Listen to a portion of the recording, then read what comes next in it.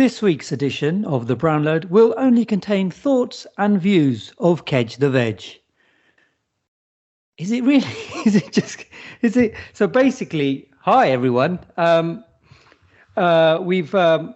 People above us have basically decided to suspend Tommy Sandu from his hosting duties this week because of some of the opinions he aired on last week's podcast, which didn't go down too well with the majority of our stakeholders. That's you, the listeners.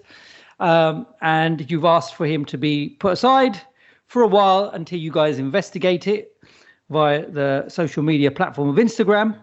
And where's Sach? Sach is standing by me. Sach is standing by me. I'm not like you, you scab. Look at that. You carry on working. Nobody else on Match of the Day went on Match of the Day. They all stood together. Look at Kedge. Look, I could hear the podcast went live. Me and Sach were taking a stand, solidarity. Ain't that right, Sach? Oh, here we go. Solidarity, Sach now, is it? Am I allowed to talk? You can, because you know what? Basically, we've just realised that we just got loads of complaints in those first 10 seconds of the podcast. It's crap without the main guy. We were all wondering, what will Match of the Day be like without Gary Lineker? And then you realise, it's not the same. It's just... You know what? I had it all planned. It was going to be brilliant. This podcast? This episode would have been brilliant. What would you have done in the Kedge podcast on your own? No one's going to know now. Do you know what I mean? I was standing by, but I nearly fell asleep in the last. I got bored. My eyes were closing. Yeah, look at that. So the theory was me being supposedly suspended, but the point is, Kedge, actually nobody should be presenting the podcast because they all stood by each other. And not only that, they all. I didn't get the memo. Yeah, everyone across BBC Sport stood by Gary Lineker. If you're listening from around the world and you don't know what we're talking about, look up the story. But everybody stood by Gary Lineker, the main host of Match of the Day. And look at Kedge. Kedge is there kind of going, I can make the podcast my own. Proper little sneaky maliki. Saw a little opportunity, didn't I? Yeah. I thought, here we go. Let's actually bring the dream of the Guju load into fruition. No, don't do the Guju load. No one wants your Guju load, mate. No, and it's not a load. Sounds disgusting. It's a small portion. But actually, well, hello and welcome to the podcast, everyone. Hello. We're all here. We're all here. No one's been suspended. Yeah, we're online. We're working all from our own places today because everyone's whizzing off and doing different things straight after the podcast today, which we'll tell you about in just a moment. But actually, look. It's a bit of a heavier sort of topic. We don't normally go there, but I suppose a guy at the BBC who gets in trouble for his thoughts outside of the BBC. I mean, there are some parallels to be drawn here. Is there really? But apart from the fact that he got loads of support from everyone around him. The whole country. Another guy I know didn't. Another guy just went down with everyone around him. Also, can I add to that he put out his thoughts and wishes out in the public domain for everybody to see? Yeah. So the other person we're talking about, his messages were sabotaged and then forced out to everybody. Private to public, illegal maneuver. He had his private parts already hanging out. I had my private parts pulled out. That's the difference. Yeah, yours were tucked away very nicely. Mine were tucked away. And then they went, hang on, look at that private. Look at those private parts. That's not right. And I'm going, well, you're saying his ain't right, but now you've accepted his private parts. And look, actually, can we just talk about this, right? Because I have resisted, and I work with different news channels. I work with different platforms. I haven't spoken about any of the Lineker stuff because I just thought it's just so negative. The BBC, the policies. And it shouldn't have been a story. Well, that's a whole other thing. I think, in my analysis of it, I think there are three different stories here. There's Gary Lineker being a sports journalist commenting on a political story. People saying, why does it matter what a sports journalist thinks of a political story? Why does it matter what his thoughts on a Twitter account have got to do anything to do with his work? Yep. And then they're saying, by the whole nation just being focused with Gary Lineker and his issue with the BBC and how much he can express himself in his own private space, that's overtaken the actual story of migrants being supposedly turned away now and being treated like criminals, and this is not a human way of behaving. So the story's kind of muddled between freedom of information, people that got it in for the BBC, and people that are actually saying, no, there's a migrant crisis at the heart of this that no one's actually addressing. So that's why I think it's done as big business as it's done, because Ours was just Tommy's in a WhatsApp group. Tommy's in a WhatsApp group, and he's talking about lullies and totos, and that's not appropriate. So how dare you? Yeah, how dare I? Exactly. Lulus. And here you are in a podcast actually saying those words. Yeah, I know. And this is what's so bonkers about it. So, what do you want to say? Any thoughts that you have on the situation? Because you guys are sports fans. You guys are Match of the Day fans, more so than me. Well, yeah, I mean, like I said, like everybody else, it was just interesting to see the circus unfold from Friday. And then, you know what? I mean, normally, being a Tottenham fan, I don't watch Match Today. We don't get to watch it that often. But why? Because we don't normally win on a Saturday. No, that's not true. You watch it though. No. I like and usually the last match, isn't it? So that's like sort of 1-0. 1-0. Yeah, 1-0. But we'd won like 3-1. It was a good performance, and I thought, oh god. And then I thought, well, I've got to watch it now. So I was actually watching film at the time, but then I quickly switched over. And it was weird that the way it started, it was just like, the intro said, due to whatever, blah, blah, blah, we're just going to there'll be no commentary and all of this. And then it just flashed up, Premier League highlights, the sound of the crowd. And then it just went, that's it. We started with the Liverpool game, Liverpool, that team that beat Man United 15 million nil and then lost 1-0 to the most pathetic Bournemouth team. But, Can I just tell you my little joke that I did a corporate awards last week when the day that they lost 7-0. Yeah. And I went, no, it's 15 million. Get it right.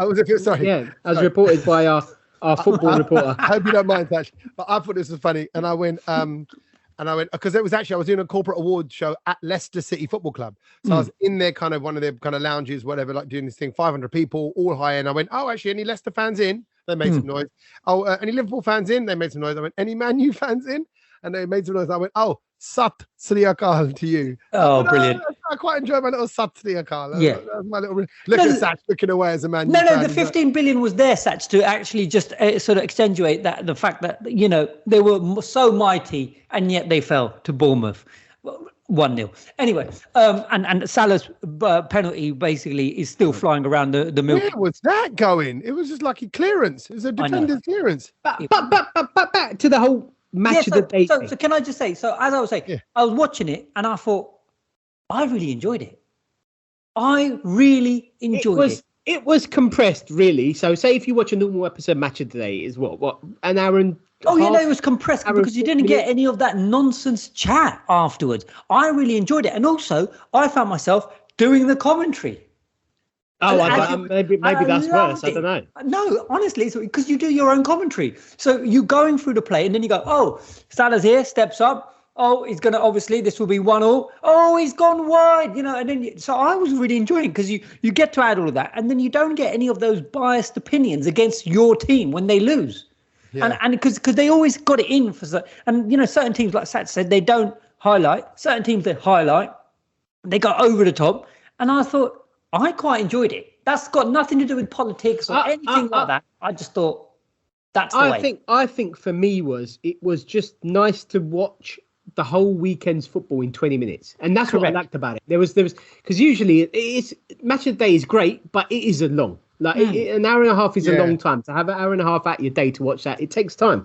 So to kind of just get it all compressed and 20 minutes, bang, done. See all the goals, see all the good bits.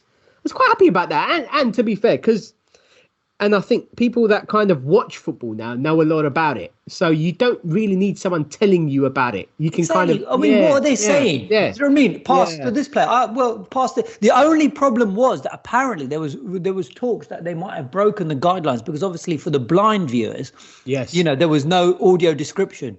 So that becomes a problem. Do you see what I mean? So on that note, what I thought this would have been an opportunity for, and I didn't watch Match of the Day like I never really do on Saturday nights, but. I thought this would have been an opportunity for a Chat GPT audio commentary over the show. I thought it would have gone, hey, Chat GPT, give me a Gary Lineker style link, and he would have done his little thing about the games, whatever. And then we would have all right now this week been talking about how the AI version of Gary Lineker is just as good as the actual. Well, it would have been. It would have been. You wouldn't have known. You wouldn't have known. Then you say viewers that have kind of viewing difficulties or some sort of problem with their site would have been kind of catered for as well by AI, which would have been just another step towards the world that Kedge wants to create. But I do think, regardless of the whole situation with Lineker was bad, but I do think some good has come out of it, because I think I liked it. Do you see what I mean? And I think a lot of other people that I spoke to as well said they like this format as well. So maybe something for the future. I don't know. Save the money, make the license free for the older generation. Mm-hmm. Here we go. You know. So my issue with it was really about the whole Lineker thing. You know, I don't care about football, and I don't really care even really about whether a sports person should be talking about politics. I'm like, look, people are people. But my whole thing was, I effectively got sacked for jokes made in bad taste. Right? That's really what it comes to. They were like, oh, you use the word lully. Yeah. I can't believe I'm saying it on there. Right. And that was it. That was as bad as my stuff got. It was like, it was willy bum jokes, right? That kind of stuff. So nothing heavy, nothing serious whatsoever. But they said you are under the BBC contract, under the BBC guidelines, and you do sign a code of conduct that you're going to behave in a way, basically 24/7. And that's really where the contract gets you, because it says 24/7. You've got to always behave in a way. That's a BBC contract. And obviously, I'm in a group with BBC staff. That's you guys, right? So you are technically staff. I'm technically a presenter. So, you know, they don't really like them getting too close in general anyway. So they try to keep you a little bit separate. I'm telling you that. The management like to kind of go, right, staff one side, they're treated one way because it's staff, presenters another side.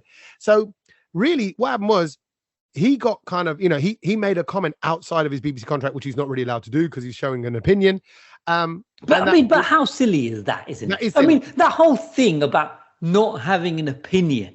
You know, it's not having an opinion. It's about being impartial. Well, yeah, but that basically means don't have an opinion. If you're and also, can I, you know, looking back at it now, and you kind of think, and you know, we still know people who work there, but they really make you into a robot. Like the people there are still afraid to do, to say, to behave, and I'm like, that is wild. That is wild that a company wants to control you so much that it's this like, and then we're worried about, you know, AI and you know, but this is, what are you doing is you're actually creating the AI, these humans into AI, which is what Westworld is about. You're dictating how they move. Yeah, and how they think and what they can say and what they can question. You're right. But actually, weirdly, the heart of what the Beeb are trying to do is a good thing. You know, be impartial, be balanced, right? Show that, and that doesn't mean kind of finding the other side of the opinion just for the sake of finding the other side of the opinion. It means about kind of just having a balanced discussion. But actually, people aren't balanced. We just have opinions. I just don't like, I don't know, fishy smelling food. Some people also will look at the food. No, you're not allowed to say that. Yeah, Tommy, right. I'm offended. Exactly. I'm offended. You're going to be pulled off the podcast again 2 weeks in a row. It might be a second week. I haven't been pulled off for ages. And then so it was, you'd be you have an opinion. People have opinions. And what all the BBC, can I take this as my solution on it? All they needed to do was to say Gary Lineker is an impartial broadcaster when he's working on Match of the Day, or if he's in front of a BBC camera or microphone, he acts impartially and balanced. But he's a person in his own right, and on his own Twitter account, he can express whatever opinions he wants. No, not that, mate. Not that. Right? But they went, no, he can't do this on Twitter. He can't do... And then people are saying, oh, well, he's only got those Twitter followers because he's at the BBC. So it's all just gets all murky. And I'm like, hang on. And everyone kind of jumped up. But now what's going on? This is the bit that bugs me. Now what's going on is they're reviewing the BBC policies and guidelines and whatever it is, the contracts that he's signing up to. So while that review goes on, they've released a statement saying he's still got to work under the current rules, but we're going to review it. And I'm like, hang on. If they come out of this and go, actually, in their own private space, people can do what they want. As long as on air they behave correctly, I'm going to go, well, Sandhu's got a case again because that was always, I never got one complaint. I never do anything political. I made in a private WhatsApp group jokes. Whether you like those jokes or don't like those jokes, they are jokes. They're very obviously jokes. It's not like, we're going to go after this person. It's a joke. So it's that bit. I think, man, the world's going crazy. But I'm very interested to see how they react to this. And I have been approached by press to kind of go, do I want to talk about it? Do I want to do it?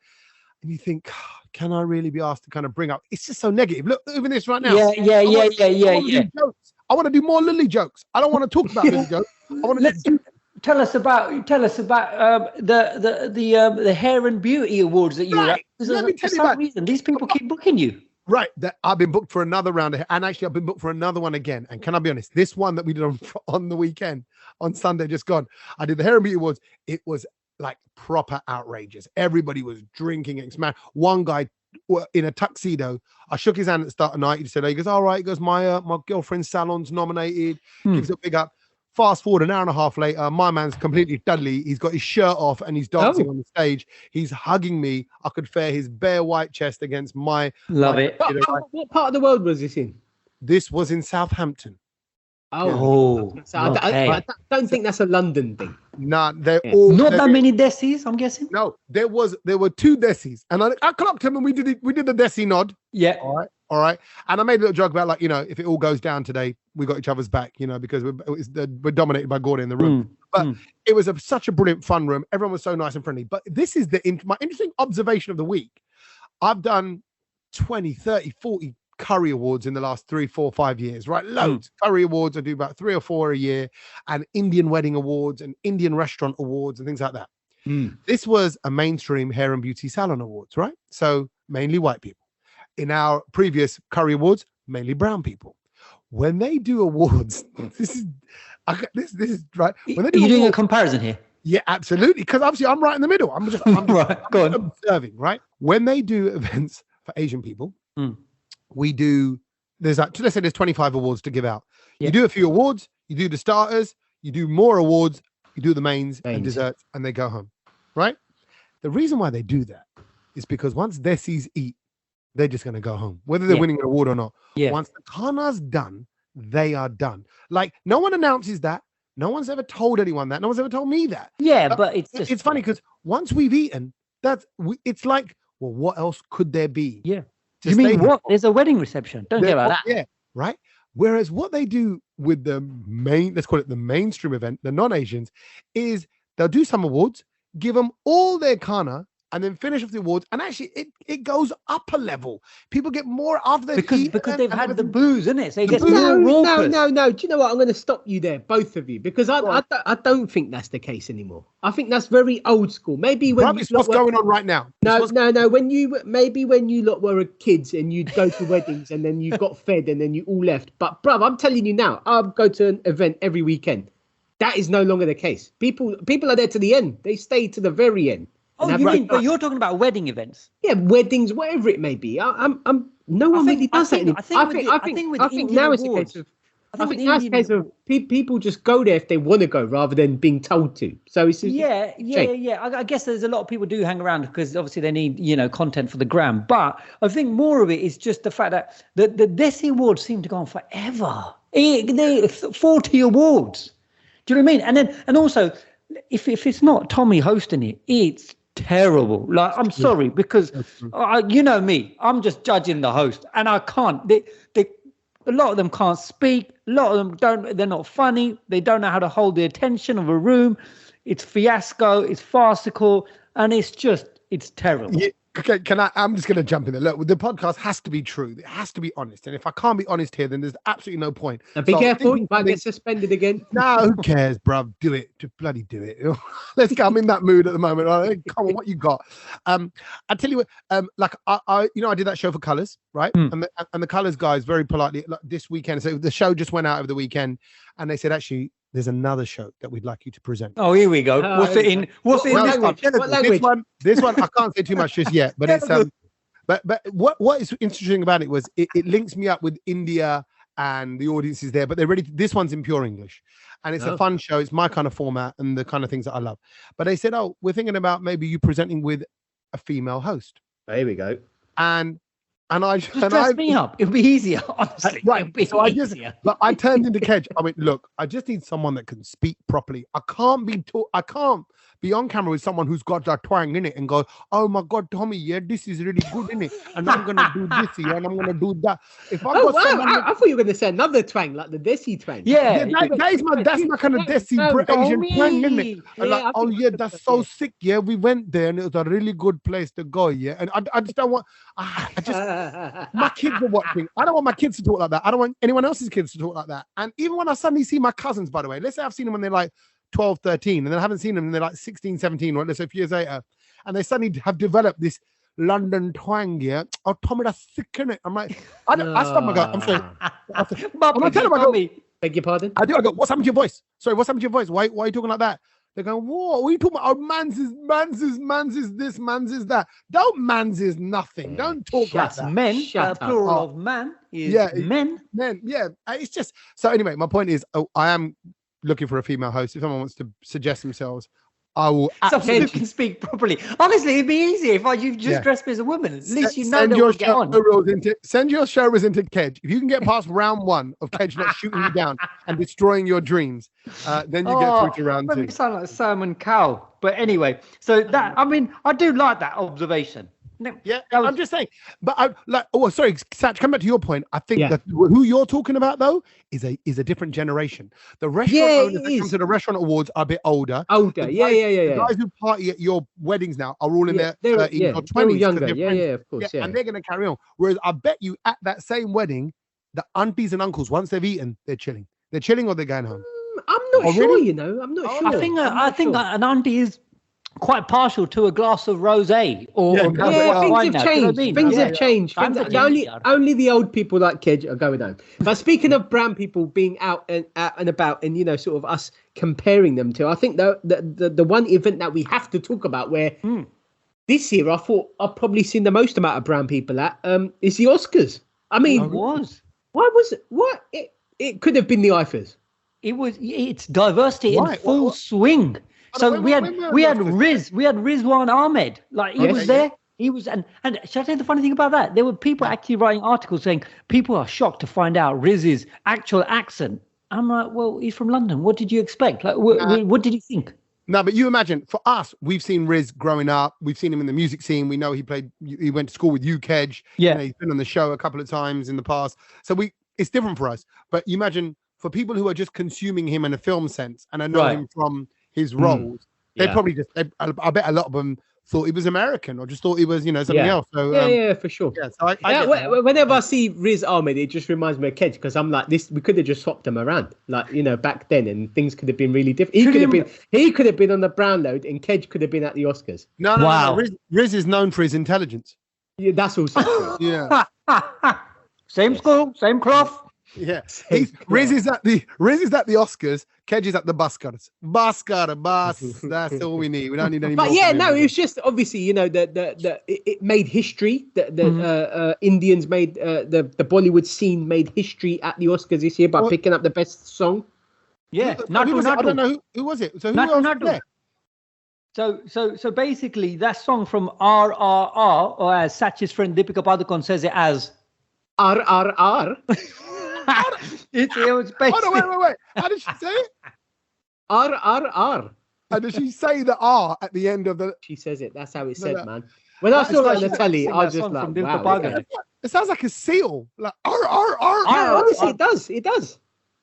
Can we just say that she did absolutely look $100 million. She looked amazing. And she done a good job of introducing the song. Yeah, she did. But this Nattu song, basically, it's got like acrobatic choreography. It's the first Indian song to win an Oscar, and it beat the likes of Rihanna and Lady Gaga as well. It's quite a big look. Do you know what I mean? It is a big look. It's obviously from that blockbuster, Telugu language blockbuster, RRR or R. Which is a crazy film if you haven't seen it. It's just, I still haven't seen it. Have you seen it, Tommy?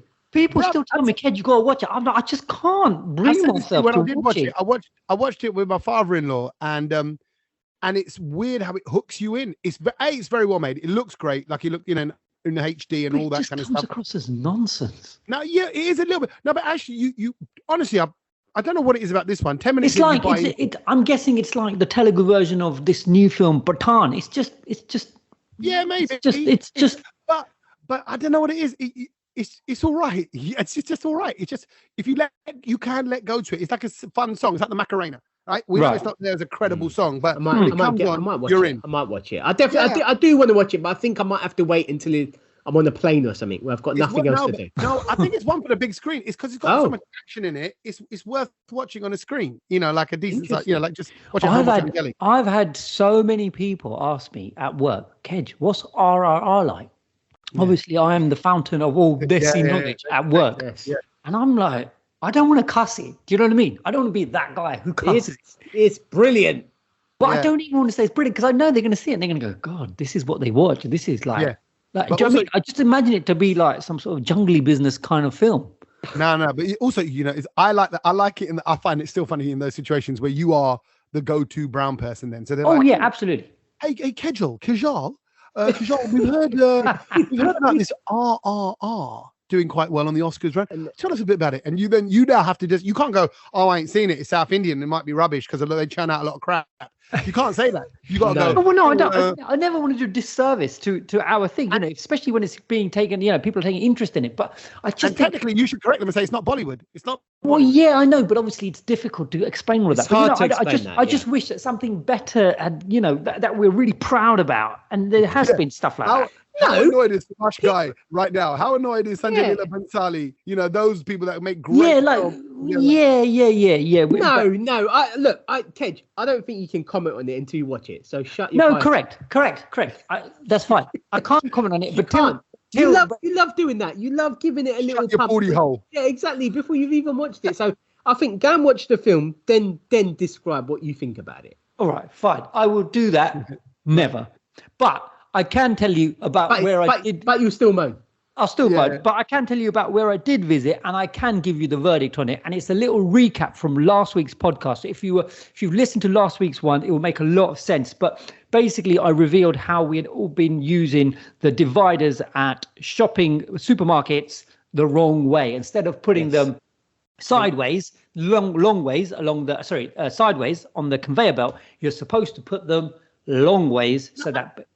You're not supposed to put them long ways. I thought that was. No, that's how you're supposed to. I don't think it's I think it's an option that no one explores. I think you just said supposed to. Yeah. I mean, if you really want, you could stand it up on its side, so it's long way. Exactly. Yeah, you could put a little pyramid. But the reason why you're supposed to put it long ways is so that it gives you that distance between you and the next person. I disagree. Objection. Yeah. Objection, no, I think you're. Objection. It's not supposed to. There's no rule. You were so on it last week, and you believe me. There's no instructions that come with that piece of plastic. I agree, and I think what we deciphered from last week's Kedge moan about these dividers at the supermarket was that you like to make it go long ways, i.e., moving kind of upwards down the conveyor belt, says in the long way, because you like a bit more room between your stuff. I think that everyone should respect. You have issues with people touching you. You have issues with people touching your back. You don't like massages. You don't do hugs. You don't do emotion. So there's a lot. There's more to this. This isn't like, oh, they were invented to go long ways. They weren't. No. I was told by the cashier, and apparently like everyone was doing it wrong. Anyway, so after learning that in Tesco last weekend, I was down at the Desis grocers, right, VB and Sons, and I thought, you know what, I'm going to put this to the test at VB and Sons. So their dividers are slightly smaller, not as big, but I thought there's still a divider. I'm going to do it. So I went there, put out the dhana and the onions and everything that I wanted from the Indian place. And then I got the divider and I purposely put it in the middle, bindas, long ways. And then as soon as I did that, the Masi behind me came with her basket, and I thought, right, here we go. And I was trying to get the phone out to film it for you guys, because I thought this has got to go on the brown note. What's going to happen? I know. I'm going to. I want to guess. Go on. She just turned your divider. Yeah, I think that. She picked up your. She's like, what idiot's done this? This is taking up my space. She looked at me and gone in her head, who's this idiot that just walked onto planet Earth? Yeah. She just turned it, squashed it right up against my corner, and then full binda started loading her bakwas onto my belt, which is not her belt yet. She doesn't own that belt because it's my turn. Kedge owns the belt. Kedge owns the belt, everyone. No, but I'm like, I really want to go, Mussy, chill. What's all this rush? Why are we rushing in the world? It's okay. It was early. We were the first 6 people in the shop. Plenty of time. But she funny thing is, this is stupid conveyor belt. It wasn't even a long conveyor belt, so she was right behind me. And I thought, this Mussy, do you know what I mean? Bindas, didn't it? NFG. I love it. And then what did you do? What did you do? Well, I thought, what can I do? Exactly. There you go. He's I'm himself again. I'm not out here to argue and fight with mussies. No, but I think you are. I think one at a time. I'm going to convert the human race to this way of thinking because. No, you're not though, because you didn't say anything. Yeah. No. But if you could, the action itself will then clever people will go. There is a point to this madness. It wasn't your belt and it wasn't your divider, and she just moved it because she thought you're a Wally. She literally thought I was a Wally. Yeah. I mean, to be fair, if I was behind you and I saw that, I think I'd do the same. Tommy, you would as well. I would love to just be inside the mussie's head when she saw it and just have her go. It was literally that. It was literally that with her face. She just thought, "What is this idiot?" Why would you do that? Exactly. Idiot. But I think also, just on that note, we are, as a race of people, if I can make this kind of stereotype, we are maximizers of anything. So if we got a car, we're going to ram in 8 people, not 5. If we're getting on a tube, we're going to ram in like 100 people instead of the standard 25 that's allowed. You know, if we're going to do a deal, we want to get the most out of it. We're going to negotiate the hardest. So this extra space that you want, very modern shodden of you, very Western. You know, I think it's the way forward. I think there's mileage in the space. Not sure about that. So speaking of something else that I'm not sure about, it's there's a lot of new tech stuff out. Obviously, the whole AI thing and Chat GPT thing, I'm still not kind of got my head around. But I think something that I saw this week, kind of blew all of that out the water, because I was just like, well, this is absolutely ridiculous. And it kind of reminded me of the olden days when we used to have phones. Like I remember those Sony Ericssons, and you could be able to plug in like a camera to it or something like that. Or like an add-on gadget, accessory kind of thing. And the flashes. You could put a flash on it when it didn't have.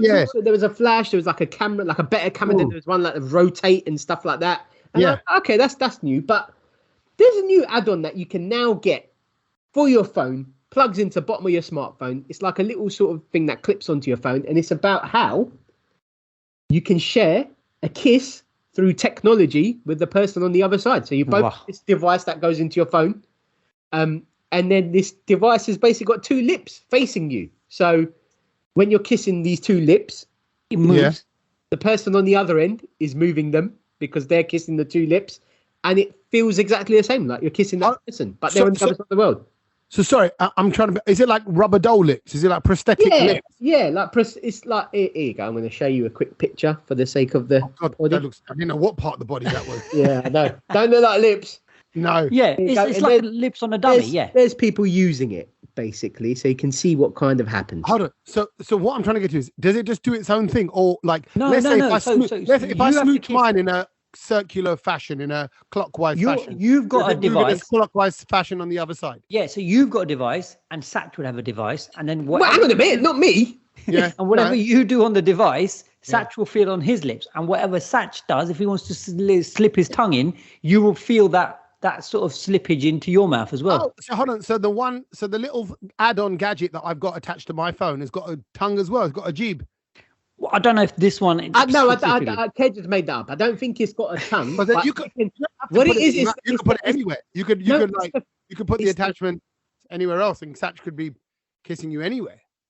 Or no, I think you've just taken it to somewhere else. It's not meant to be used for that. No, there's no hole in it. There's no gargle in the mouth. It's just lips tight together, so they just have movement. Like you can't do a full-on French kiss.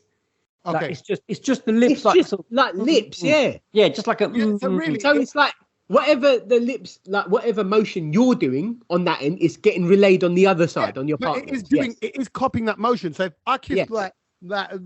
Right? Yeah, extra. And my mouth going like I'm chewing, it will do that. It won't just go. It won't just kind of move in a generic way. No, it's not generic. No. It will exactly repeat the moves that you are doing. Bro, you could do this with so many other things on your body. Then you could have a pair of hands that attach. But why have you got? What do you mean? Like, okay, imagine you get some arms that come in, arms and hands. Then I could be massaging here, and someone could be getting a massage on the other side of the planet. Oh, correct. No, but you would need their body attachment. You can do anything. You need their body. I mean, this is all coming. This is to be fair. This is a little bit primitive. This thing, you know, compared to what you think it's a bit premature? Do you think? Oh no! It's not premature. It's just it's a bit basic. I think we've got. It's basic. There's more than this happening. What do you want from your Bullaki Jana on the other side of the phone? No. I think generally that, you know, once we get into the whole metaverse and all of that kind of stuff, I think that, you know, you're going to be able to wear gloves and stuff that you can feel stuff on your hands. You can feel material. You'll be able to feel a lot of stuff. You know, people are going to go out. People, when those suits come out and you can feel all the sensations. Of course not. I'm telling you, of course not. I mean, I wasn't expecting the conversation to go down this route. No, I'm just telling you how. Did you expect it to stay on an intelligent level? This conversation, is that what you wanted? I thought, you know, you'd get it and give it a go, and Kedge could be on the other side giving you a kiss. But I don't know.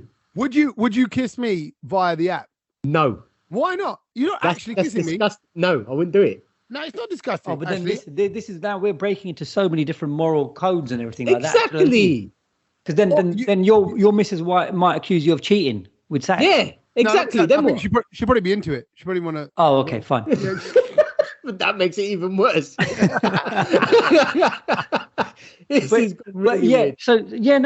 think that's it's definitely it's there, but I think you know, technology is moving so quick at the moment. So, and the other little technical story that I saw, and I thought, okay, this is a bit more interesting, and there's no tongues and mouths involved, and it was about how the UK are weeks away from testing what they're calling a new Armageddon alarm on your phone, and that sounds a bit exciting. Any device you have, your phone, your tablet, your smartwatch, there's going to be a test of an Armageddon alarm that's going to happen soon.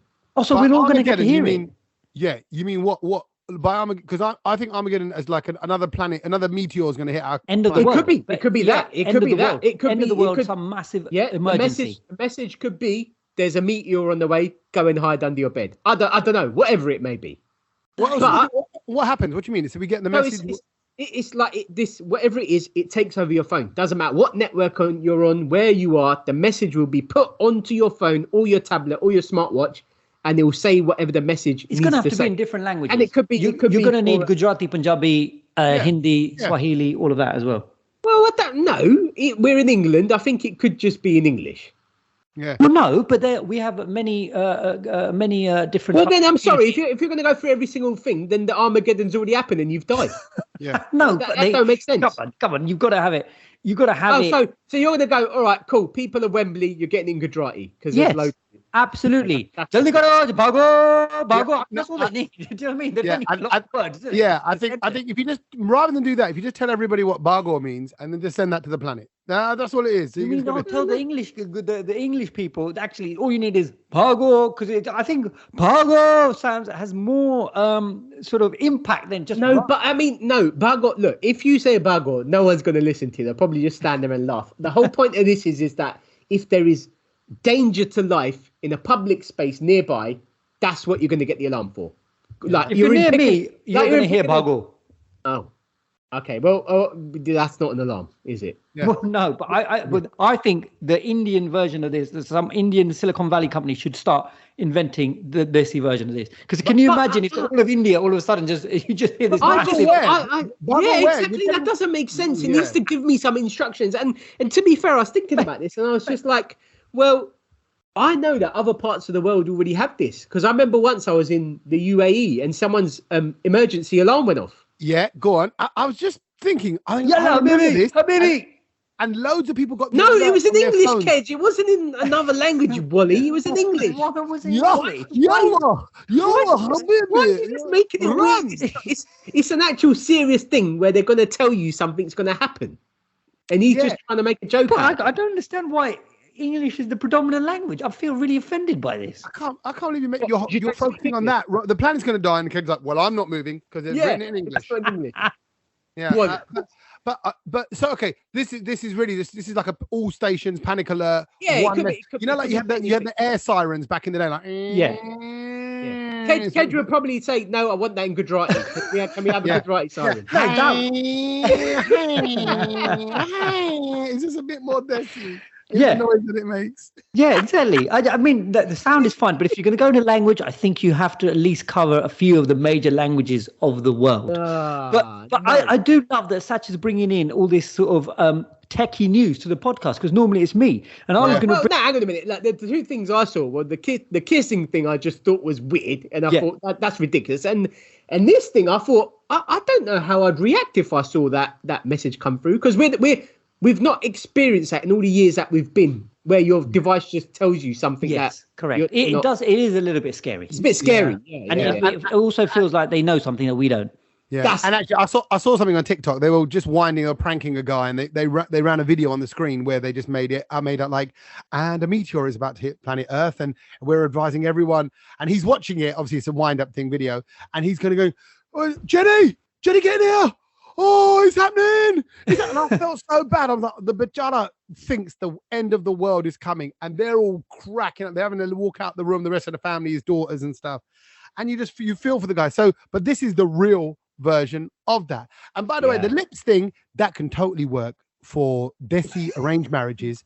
They've just met. They're not allowed to do no puppy shoppies, right? They're going to go, but how do you know what you're buying into? Can I have an online puppy, please? And I go, oh, actually, that feels lovely. I can't wait to marry you. Okay. So that's how do you know? To be fair, I mean, that is a deal breaker. Imagine if it's all like, because obviously, no, but the thing is, you're not going to get gob. You're not going to get gob. You're not going to get teeth. So therefore, you still don't know how good it is. Well, that's version 1. When the Kedge update comes with all the added extras, the tongue, the saliva. You might even be able to get it with Methi breath. Exactly. I was going to say, the smelly breath might be there as well. Then you get like the beer breath and everything. But talking of version 1, let me tell you about the version 4, the Chat GPT. The news is from Germany's CTO Microsoft that GPT-4 is coming this week. If not, it's landed here. And what that means is that, I mean, Chat GPT-3 was, as we all know, text-to-text based interface, right? This is going to be text-to-text, video, and audio. So therefore, it's going to have 100 times more the power than what the robots are already speaking to us, which means it's going to change the shape of communication so that you'll be able to send, receive, and edit images in your chat. Now, I've seen examples of this. So when you take your conversation online, it will go to another level. So say if I'm sending a picture, like say if I'm talking to you guys in the group, I'll be like, send a picture of a baboon, and Tommy can reply back going, take the background out and put Kedge's house in the background of the baboon. Right. It does it. And so it's that quick. It's that quick. It's going to be able to... that is incredible. Nuts. That is nuts. And actually, I was with a friend of mine who works at EA Sports, the gaming company, right?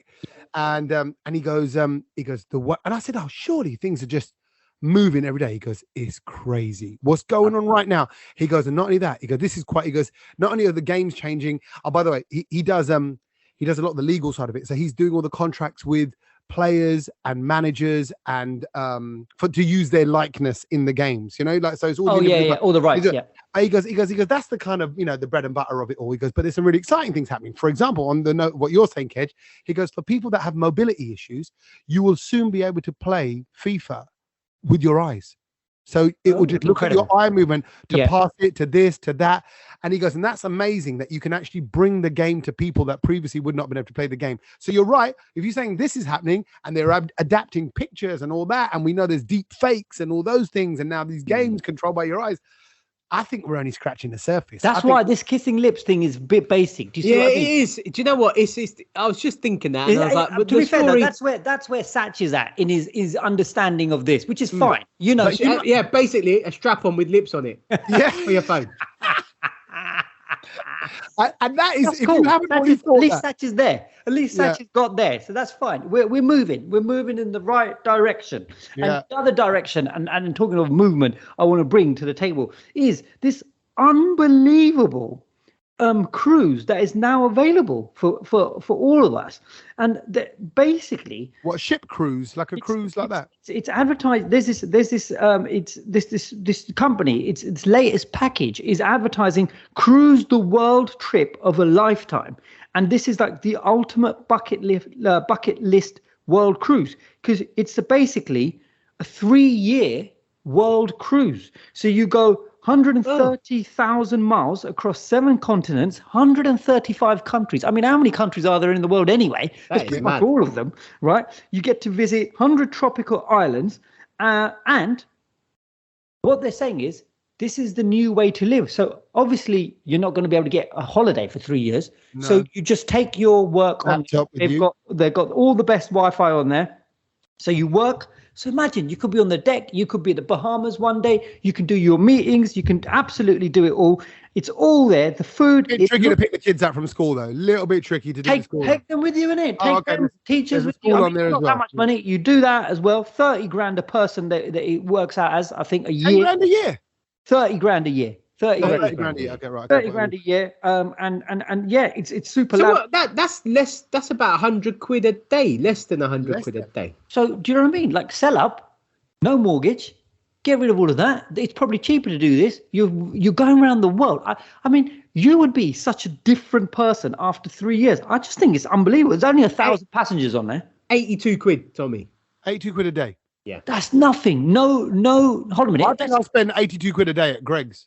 So there you go. 82 quid. Then there's none of that council tax. There's no petrol. There's none of this bakwas, the heating, and all of that nonsense. This could be your work might even pay. Your work might even pay if you're working. You might go, look, I've got to change accommodation and whatever. And your work won't matter because you're allowed to work from home. So you just go, I'm working from home, right? Yeah. So on the boat. Yeah. So you're getting paid to go on this 3-year cruise. Right? Wasn't there something similar to this, like around the world thing a few years back? I know there was a bus tour that was going to India. Remember we spoke about that? Oh, yeah, we spoke about that. This is we definitely haven't seen the cruise.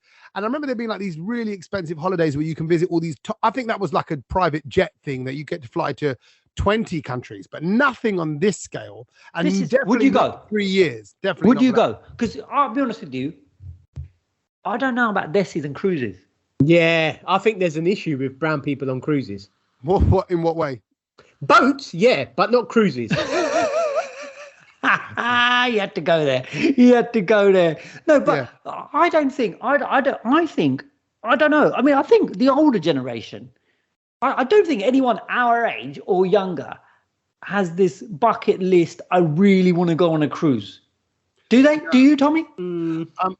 I wouldn't mind checking one out because I've heard they're a lot of fun. I don't think I could handle it. I do like a resort. Like I like a resort holiday. I like going there knowing that the buffet's over there, the pool party's over there. You know, I like all that. But it needs to be of a certain size. And I think the cruise element, it does appeal. However, 3 years? I don't think I can commit to that. No, forget that. Say if you went on a 2-week one, like around the Caribbean or something. Yeah, I'm in. I could do that. I don't know. I think he's at that age now. That's I think Tommy's hitting that age where I'm 46. A bingo night, love it. You know, karaoke night, love it. Night. Oh yeah, they're gonna have Take This. You know, like the tribute version of Take That. I mean, that performing, love it. 4 more years, and you could go on a Saga holiday. Yeah, I can.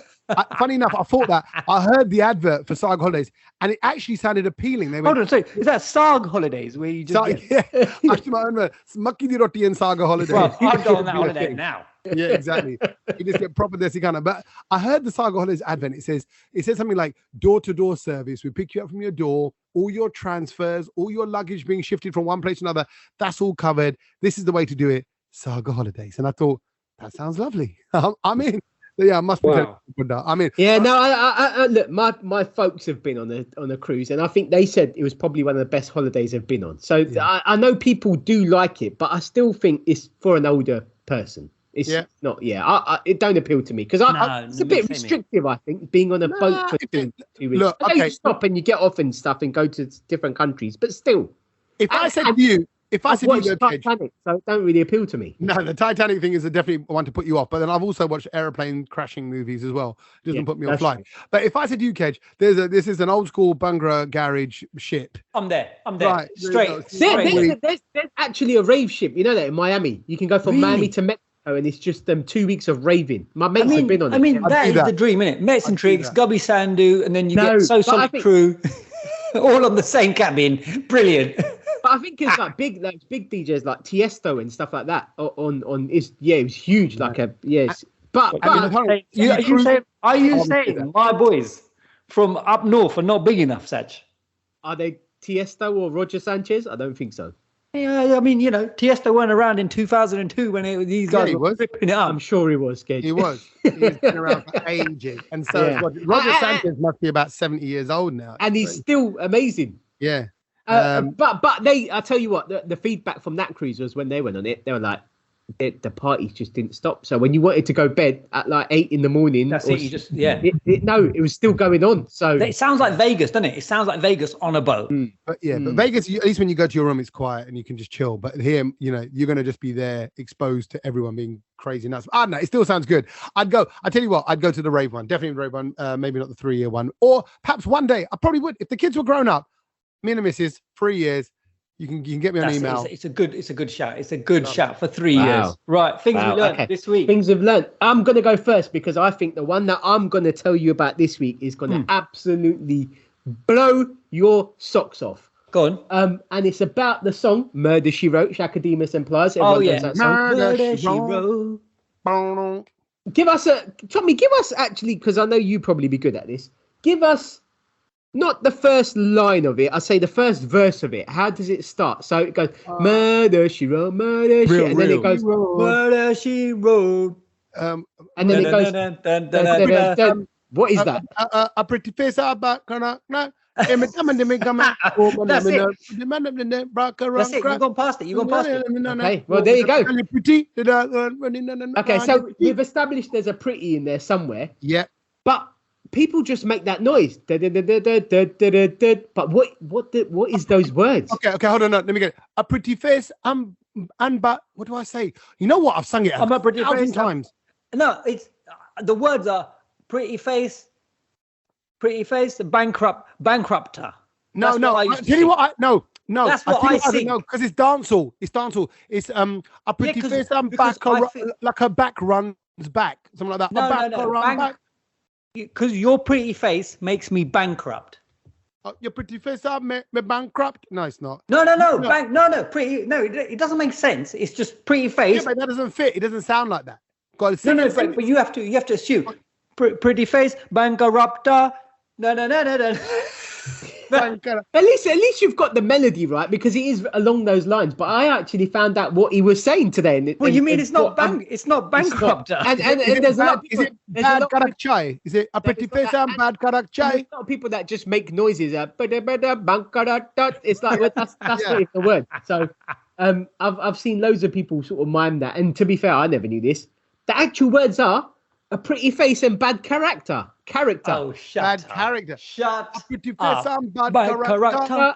Oh yeah, a pretty face and a pretty face bankrupter. I still prefer bankrupter because when you're slightly licked, it just goes better. Yeah, but also that's the song I remember at the very start. I accidentally played it on my phone because I just looked it up. At the start, it says something about Tepla. At the very start, this one dedicated to the girls with a Tepla. Does it actually? It does. The opening line is this one dedicated to the pretty girls and the ones with the Tepla. It's something like that. I need to hear that. We need to hear that. With the angel face and the Tepla. That's what it says. Right. Listen to it. So listen out for Tepla. I mean, that's ideal, though, isn't it? That is ideal. If you can find someone with the angel face and Tepla, that's it. You're on your way. Married. You don't need plastic lips. No. Well. It'd be a bonus for when you're not around. Don't rule out the plastic. No, because then you're going to have those piles of Tepla, mate. Leave it out. Leave it out. My thing I learned this week is, well, firstly, in about 10 minutes, which is why we're recording this podcast a little bit earlier in the day for us on a Tuesday. We're recording at 3:30 to 4:30, because I'm about to run off and go and watch Shazam, the new film. It's a press screening of Shazam. Oh, yeah. Which comes out this week. It's a superhero one. This is the follow-up, which is called The Fury of the Gods. But I've seen lots of people, even like Paul Chowdhury, were at the premiere, the proper glitzy one. I don't get invited to that. I get invited to the press one where we're going to talk about it on podcasts like this. And one of the things I've just learned is, what is Shazam? Where does that word come from? Right? I looked up and thought, Shazam sounds a bit Desi. Right? Alakazam, and Shazam. You hear it in Shazam, bam, like it's done. Go on. But Shazam in Urdu means happiness. Shazam. So it's, Shazam, right? It comes up in Urdu meaning, but in the film, and I never knew this, it's a acronym of the Greek gods: Solomon, Hercules, Atlas, Zeus, Achilles, and Mercury. Shazam. Oh. That's the actual make. And actually, it comes from a comic book writer back in the day, back in the 1940s, who made up Shazam to be an acronym of the gods, of the Greek gods. Wow. Solomon, Hercules, Atlas, Zeus, Achilles. I never knew that. And that's what Shazam is. Never knew that. And that's why we do things we learn. And I'm telling you, you didn't know this, but does anyone know where the word leotard comes from? That's what leotard. If you want to break it down. Did someone break it down when you were wearing yours on the weekend? Yeah, exactly. No. But it was very stretchy. And I can tell you that the leotard basically was created. You've had your leopard a little bit. You've had it torn open a little bit. Leotard. A lot of people think it's French because tard means late. And then Leo, maybe the late lion. Is it something to do with that? But no, it's to do with the 19th century French acrobat, Jules Léotard, who basically wore it because he was a trapeze artist. And he was a circus performer. And because obviously it allowed him free movement whilst wearing that thing. Everything was still open, but free movement, still covered, that knitted fabric. and that's how it became very popular. I'll be honest, that's crap. Right? I tell you what, it's real. I learned it this week. I was shocked. I know, and I know you're proud. You're like, and I can imagine when you learned it, you probably thought, I'll save that for the podcast. The boys really want to know what the history of the word leotard is. Yeah, well, many of our female listeners, maybe some of our men. I don't think the leotard is restricted to just females. I think that's what I said. Many a male might be putting a leotard on. Leotard. That's the French. I think that has got to be the most uninteresting thing I've learnt so far. Yeah. Do you reckon that'll make the Christmas highlights reels back? You know when you edit it together? Come on. That's a great. No. Ce n'est pas Léotard. Léotard. You make it sound, in your French accent, it sounds like Léotard. Léotard. Léotard. Terrible. I thought it would have, when you started out, I thought it would have Desis roots. I thought like, Léotard, Tardi. Hildy, yeah. Yeah, I was going there. I was going, Leo, get it for me. Bring me the tardi. Bring me the, I don't know, something. And then you're like, oh, it's really comfortable and it gives them freedom of movement. You were really selling the leotard. Yeah, well, this is how it, thank you. Next time you put on your leotard, I think to be fair, he should be suspended for that, for just having a rubbish fact. Yeah, you should be suspended, not in suspenders with your leotard, just to get that clarified. Right, we don't want either of those. That's brilliant one, boys. Right. I do have to go because I like to get to the cinema and get my seats, as you know, Sach. I get quite upset about being in the corners and at the back. So I'm going to get down there. But thank you, as always, for a great podcast. Thank you for listening, everybody. And we will catch up with you next week. Are we in person? Are we going to be face to face next week? Dare I say? Fingers crossed. We're going to make that happen. Okay. All right. Good stuff, boys. Until then. Later, boys. Later.